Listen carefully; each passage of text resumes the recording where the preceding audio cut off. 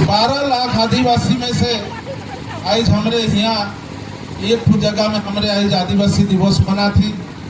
आज राउरकेला शहर में भी बहुत सारे जगह में हुआ थे, लेकिन मोर काहे के रहे बात के कि जब तक हमें आदिवासी होई खरे अब शहर के कब्जा नहीं करा और शहर में ताकत नहीं देखा, तब तक आदिवासी के कोई नहीं पूछवाए।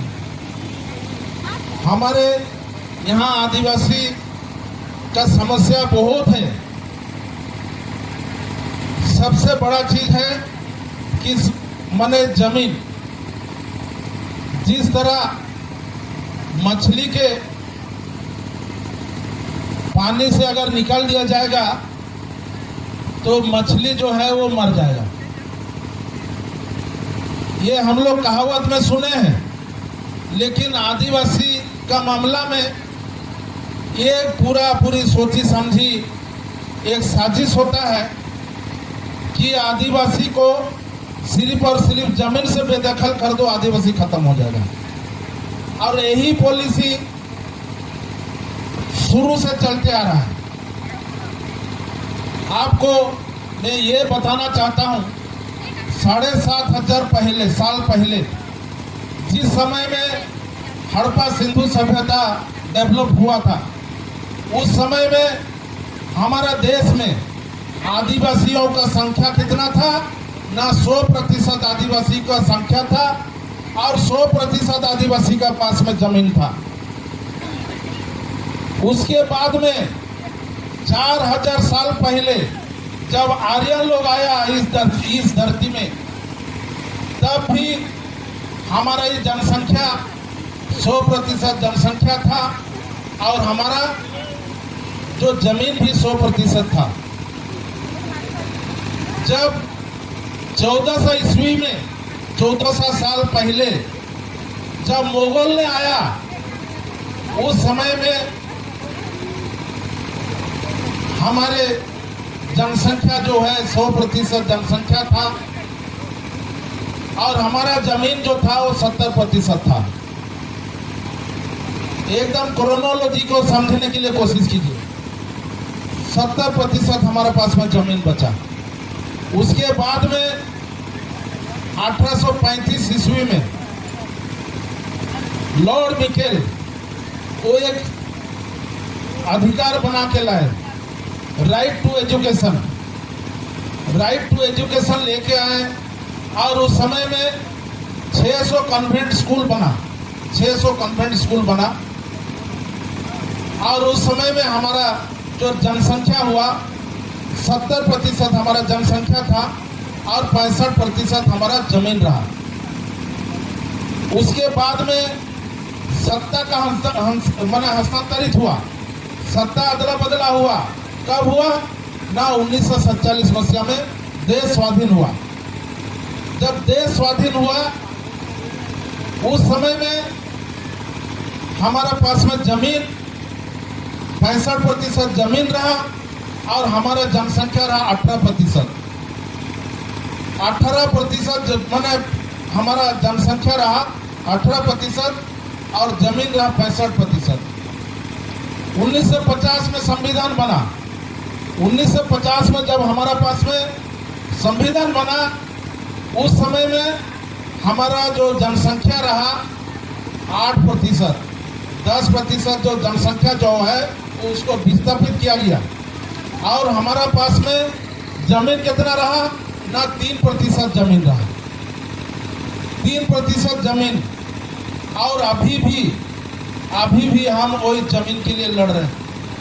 आज हमारा जो जमीन जो है वो हमारा जमीन नहीं है, हमारा बाप दादा ने इस जंगल को काट के वो जमीन बनाया और उसका बाद में वो चीज हमारा पास में आया। और आज ये जो जमीन जो है, सरकार जो पॉलिसी बना रहा है कि आदिवासी जहाँ आदिवासी है उस जगह का जमीन को खाली करवा रहा है। और पूरे साजिश के तहत एक दिन ऐसे समय आएगा कि ना हमारे पास में ना जनसंख्या रहेगा, ना हमारे पास में जमीन रहेगा। उसीलिए मैं एक बात यहाँ बोलना चाहता हूँ इस मंच के आधार से। मैं ये बोलना चाहता हूँ कि आदिवासी वो बनेगा जिसके पास में अपना परंपरा जीवित रहेगा, जिसके पास में अपना संस्कृति जीवित रहेगा और जिसके पास में अपना भाषा जीवित रहेगा।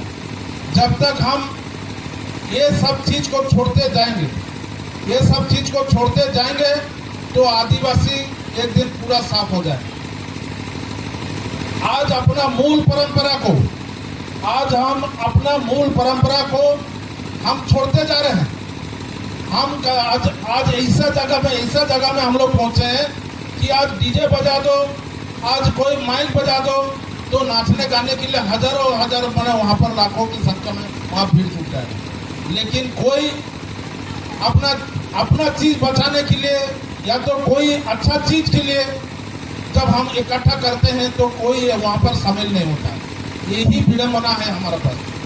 आज हम जैसे अभी लाल सिंह जी ने बता रहे थे कि आदिवासी शेर है, आदिवासी शेर है तो शेर है तो हमको शेर जैसा हमको रहना पड़ेगा। हमको हर चीज में लड़ने का तरीका ढूंढना पड़ेगा। और इसमें जितना भी यहाँ पर हमारा राउरकेला हुआ या तो पूरे भारत देश में जहाँ जहाँ बड़ा प्रोजेक्ट सब बना है, सब चीज आदिवासी इलाका में बना है और सबसे ज्यादा आदिवासी ही विस्थापित हो रहा है। अभी भी जो भी प्रोजेक्ट बन रहा है आदिवासी विस्थापित हो रहा है।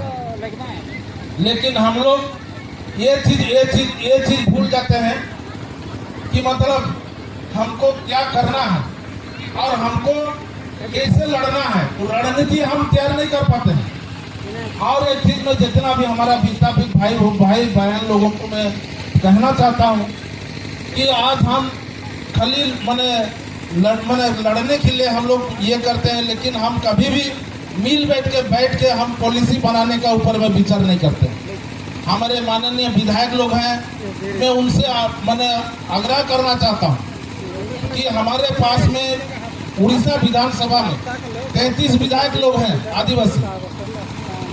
अगर 33 विधायक अगर एकजुट हो जाएंगे तो आदिवासी का पॉलिसी बन पाएगा कि नहीं बन पाएगा। तो वही पॉलिसी हमको बनाना है।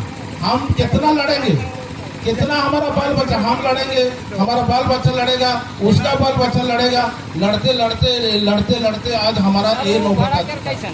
उसीलिए मैं हमारे विधायक लोगों को मैं विनती करना चाहता हूं कि विधानसभा में ऐसा एक पॉलिसी बनाइए जमीन के ऊपर में, जो कि हमारा आदिवासियों का जमीन सुरक्षित रहे और हम सुरक्षित रहे। हमारे मूल परंपरा, भाषा, संस्कृति, हमारे रीति रिवाज, ये सब चीज जीवित रहे। और हम आज जिस दौर पे पहुंचे हैं, आज हमारे लोग भटक रहे हैं। आज अपना मूल संस्कृति से हट के कोई अपना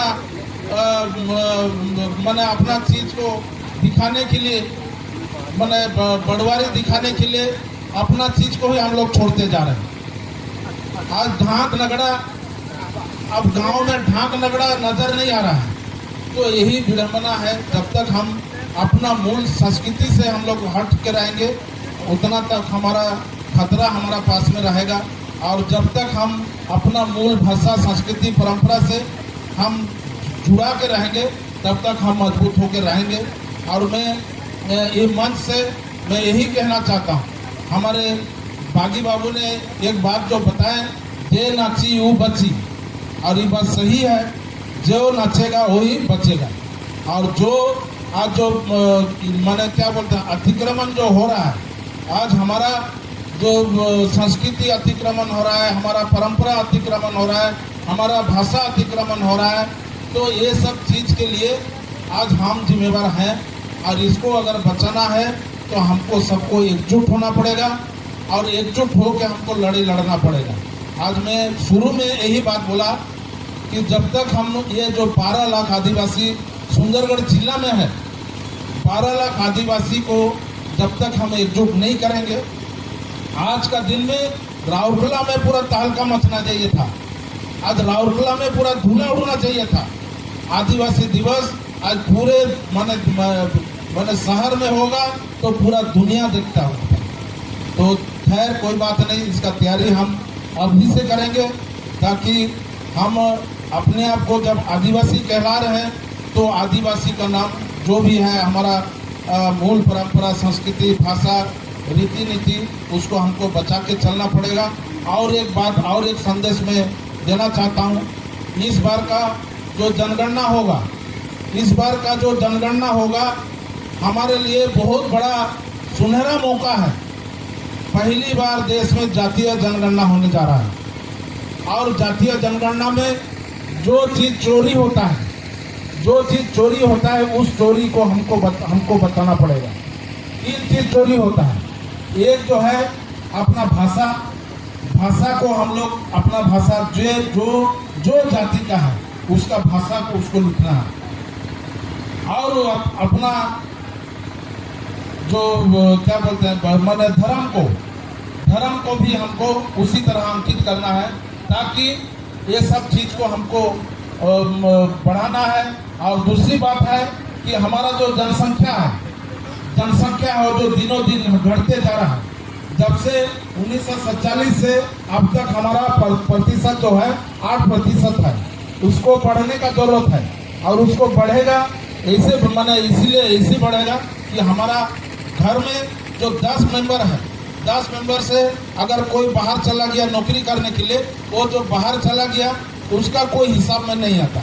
इसीलिए जितना भी मेंबर है हमारा घर में 10 है तो 10 का नाम को वहाँ पर अंकित कराना पड़ेगा, तब जाके हमारा संख्या तो बढ़ेगा।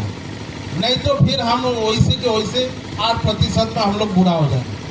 तो इसीलिए मैं हमारे माननीय विधायक महोदय लोगों को अनुग्रह करना चाहता हूँ कि वो लोग हमारा जो आवाज़ को विधानसभा में उठाएं और हमारे आदिवासियों का जो समस्या है, सबसे मूल समस्या है जमीन का मुद्दा लेके एक अच्छा पॉलिसी बनाएं ताकि हमारे आदिवासी लोग जीवित रहे और सुरक्षित रहे और अच्छा रहे। यही संदेश देते हुए मैं अपना वाणी को यही विराम दे रहा हूँ। सबको धन्यवाद। जोहार, जय धर्म। हेलो, बहुत बहुत धन्यवाद।